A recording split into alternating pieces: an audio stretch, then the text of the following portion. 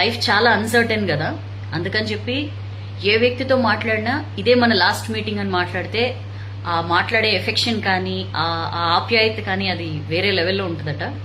బాగా అనిపించింది, ట్రై చేసి చూడండి. సరే, ఇవన్నీ ఓకే. ఒక మంచి స్టోరీ తీసుకొచ్చా. మంచి స్టోరీ అని ఎందుకు అంటున్నానంటే, యాజ్ యూజువల్ నేను తెచ్చే మంచి స్టోరీసే ఉంటాయి, మీ అందరికీ నచ్చుతాయి, మీ అందరు షేర్ చేస్తారు కాబట్టి. సరే, ఇంకా ముచ్చట్లొద్దు, మీ టైం చాలా వాల్యుబుల్ కాబట్టి స్టోరీ చెప్పేస్తా. అనగనగా ఒక ఊళ్ళో, ఇది ఒక రియల్ లైఫ్ స్టోరీ అంట, ఎక్కడో చదివా నేను.